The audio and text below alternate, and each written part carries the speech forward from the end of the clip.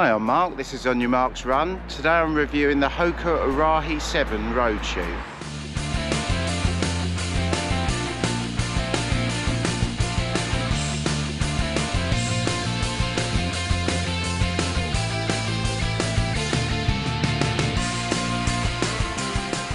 So welcome to the channel, or back to the channel if you're a subscriber. Just out on a recovery run today during marathon training, and thought it was a good opportunity to review my everyday trainers that I'm wearing today. They're the Hoka Arahi 7 stability shoes. Yeah, I thought it'd be nice to share my initial thoughts on what they've been like for the first 50 miles.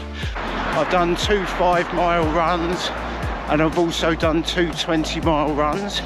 So yeah, I've got a good idea of how they feel and what they might be like over their lifespan.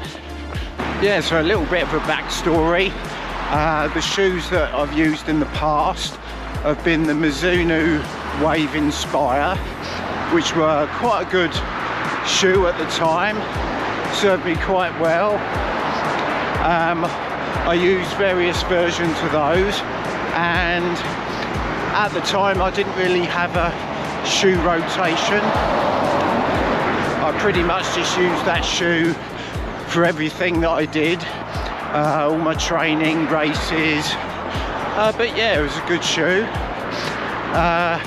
And then a couple of years ago I decided to invest a bit more in the shoes and have various shoes for their different jobs, so sort of create a bit of a rotation, have a race shoe, a trail shoe, sort of everyday trainer. Because of that I decided to go for a more cushioned shoe, and I went for the New Balance Fresh Foam X Vongo V5, which was a really nice shoe. I really enjoyed that. I've probably run almost 1,000 miles in that shoe and it's been really good, but it's time to retire that now. But yeah, it was quite a fairly plush shoe.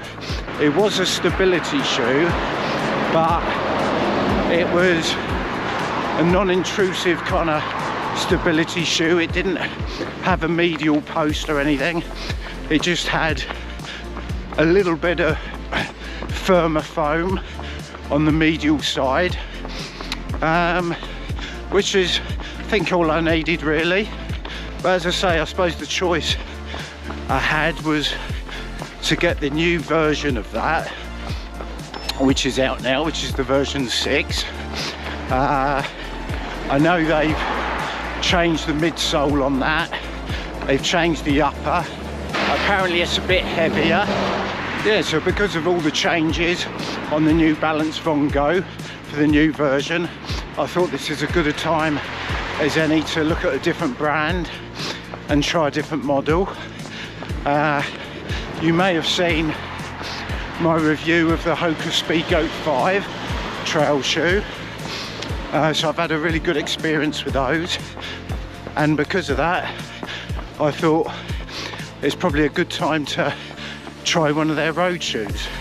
So after a bit of research and looking on the Hoka website, I decided upon the Arahi 7, which is their stability shoe.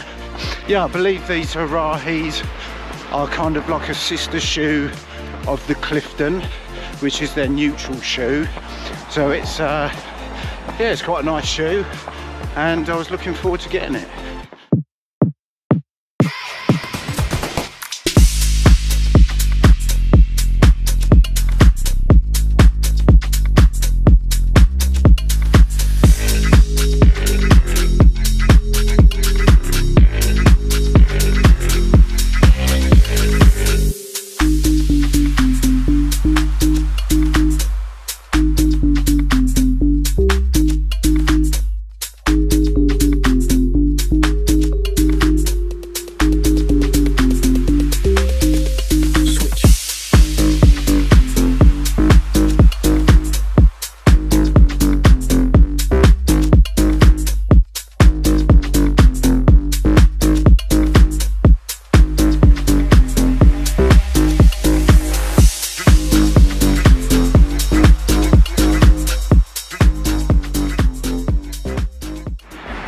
Yeah, so just a quick disclaimer before we get into the review.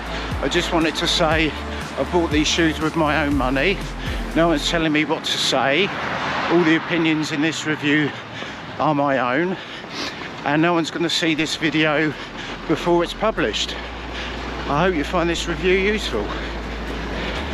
Yeah, so just a quick run through some of the specs of the shoe. We have a 37mm stack height in the heel, going down to a 32mm in the forefoot, which from heel to toe gives you a 5mm drop. The shoe comes in a standard and a wide version, which was essential for me because I've got wide feet. And the weight for my UK men's size 10 in the wide version comes in at 297 grams, which I think is pretty good to come under that 300 gram mark, considering the high stack, the wide platform, and the extra technology for support and stability. So the price of the shoe in the UK is £130 and it's $145 in the US. So pretty competitive. It's where you would expect it to be for a top brand and this type of model. Yeah, it's a really good value, so I was pleased with that. So just going through some of the features of the shoe, there's an extended flared heel tab, which helps prevent pressure on your Achilles tendon. It's something I look for in a shoe because I can suffer from a sore Achilles, so that's good. Also, it does act as a pull tab to help get the shoe on. So yeah, that's a useful feature. There's a new Plusher dual gusseted tongue, which is an update from last year. Yeah, it's probably a bit more padded than what I'm used to. But yeah, it's certainly comfortable. It helps stop those laces biting on the top of your foot, maybe giving you sore sort of tendons. Yeah, so very comfortable. I suppose, you know, it's probably a bit of added weight, but for an everyday trainer that's probably not that important. I guess in the summer months on longer runs maybe there could be some added heat build up, but I've certainly not found that at the moment in the winter on my 20-mile runs. Yeah, so that's been a nice feature. I've had no issues with that. It's been quite nice. Yeah, so moving on to the lacing eyelet chain. Yeah, that seems pretty traditional, quite robust. It seems to lay nice and flat, hasn't seemed to sort of crease up or distort. But of course, you know, I've only done 50 miles. It's got the additional holes for the runner's knot, which is nice if there's something that you like to use. And the laces that come with the shoes seem pretty standard. They're your flat kind of woven type of lace. The length seems okay. I don't seem to have any excess. They seem to stay tied quite nicely. Not normally an issue for me. I normally tuck the tails under the sort of loops so they get clamped down anyway. But yeah, fairly standard laces. So the upper is constructed from a new flat knit material for extra comfort, breathability and midfoot lockdown. That's an update for this version of the shoe. Yeah, the upper does certainly feel comfortable. There's quite a bit of padding there. It's quite a thick upper. There's quite a bit of padding around the ankle collar. Yeah, so certainly built for those long runs where you want a nice bit of comfort. So I've enjoyed that. Yeah, the lockdown was certainly good. I didn't feel my foot slipping around in there at all. It was quite snug. So one of the updates I mentioned was the improved breathability of the upper, and you can see there's zonal venting that's been created with the flat knit material. And I found the breathability to be okay. Obviously I'm training in the winter months. I've only done 50 miles so far, but I have done 2 20-milers, so I suppose there's a good chance for heat to build up on the foot. But yeah, so far I've had no issues. It's been pretty good. I guess in the summer months on those long runs that could be different. So I've not experienced any rubbing, hot spots, blistering or any discomfort while I've been using the shoe for this 50 miles, so that's good. Yeah, so moving on to the midsole now. This has been constructed with a compression moulded EVA foam, which is quite a stiff and wide platform to help stability. And Hoka have used their usual J-frame technology, which is a stiffer piece of foam that's been inserted into the midsole in that J shape that sweeps around the heel and extends through the medial side of the shoe. And this is to help control overpronation and to stop the foot from rolling inward too much without adding extra weight to the shoe. They've also included an early stage meta rocker into the midsole, which helps a smooth rolling transition through the gait cycle. So Hoka market the Arahi as being a stable, balanced cushion shoe, which on the whole I would agree with. I suppose what I would say is that it's probably a bit stiffer and maybe a little bit less responsive than what I thought it might be. I do feel the foam to be quite stiff and firm, but then again, you know, that was the decision to go with a stable, supportive shoe, so there are trade-offs. Yeah, I found the shoe to be very stable with the wide platform, the J-frame technology and the stiffer foam.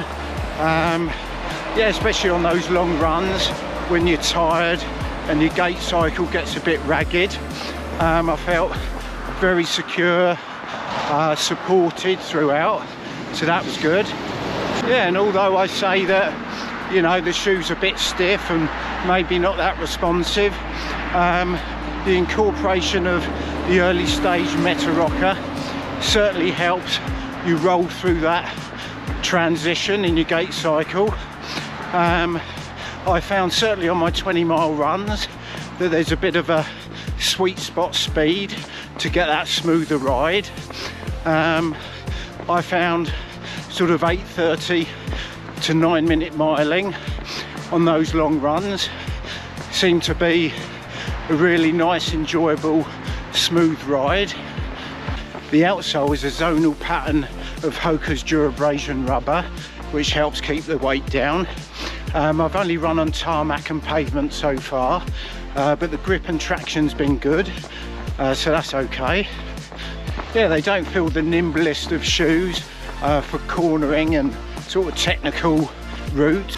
So looking at the durability of the shoe, based on my first 50 miles, I would say that the upper and the midsole of the shoe would be good for at least 500 to 600 miles, which is what you would hope for an everyday trainer. One concern I've got is about the zonal rubber on the outsole. I don't think they've configured the pattern very well for durability.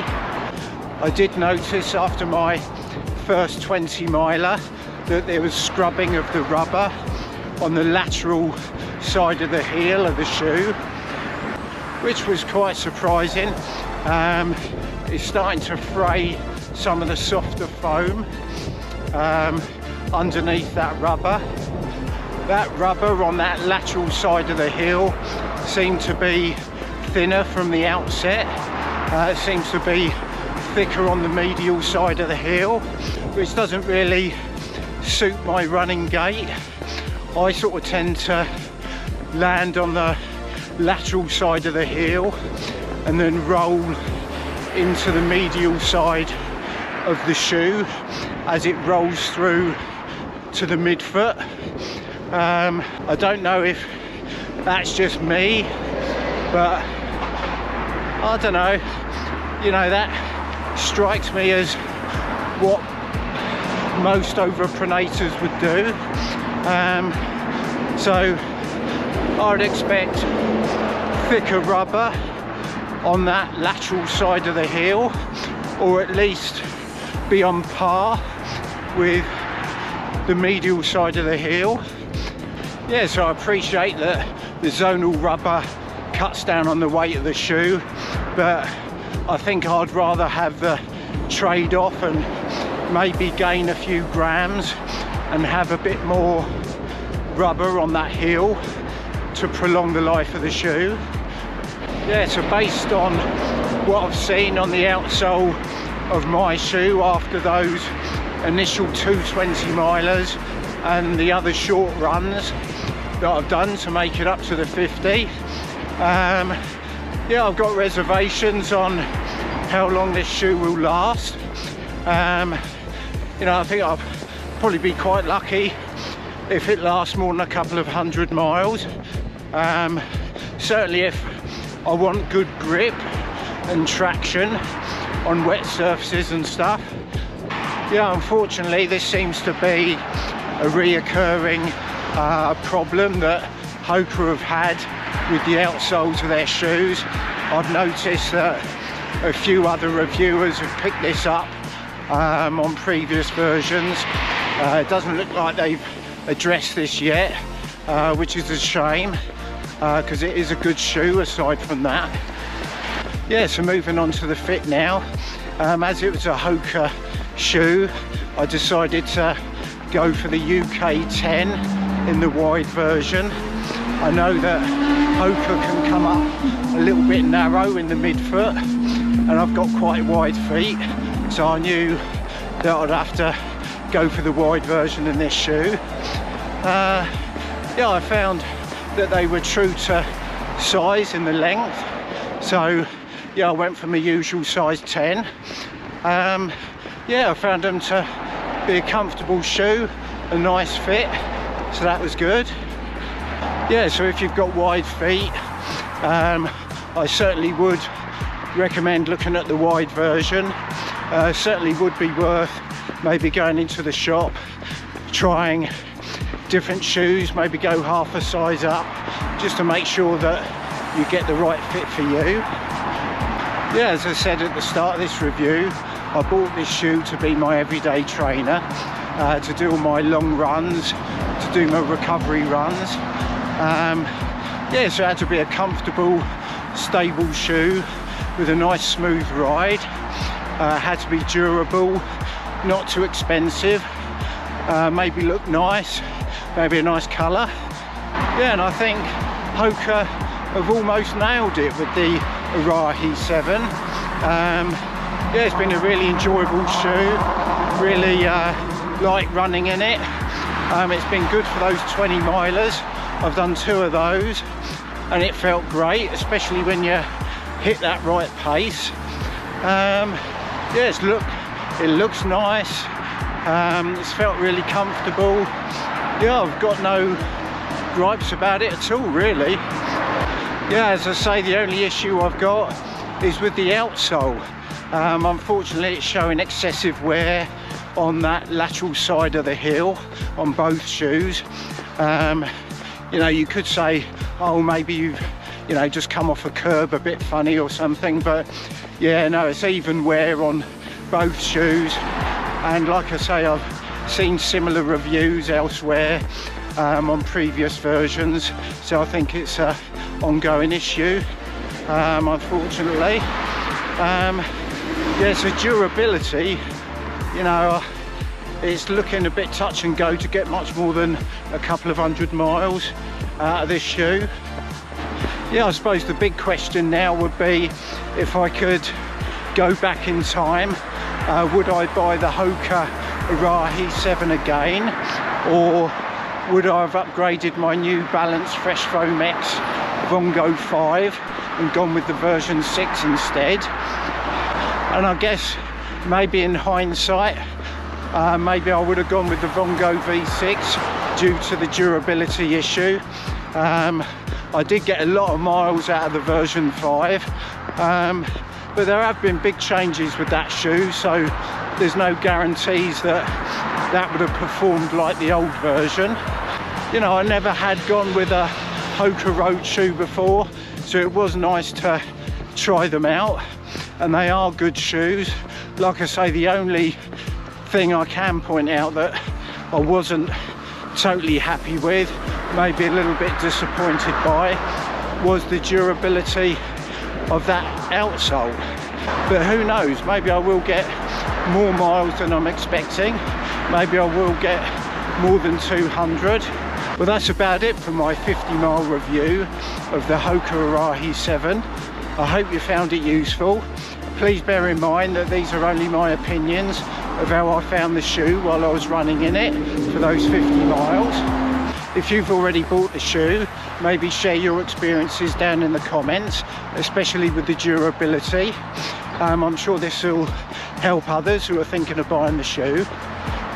Thank you for watching my review of the Hoka Arahi 7. I hope you enjoyed the video.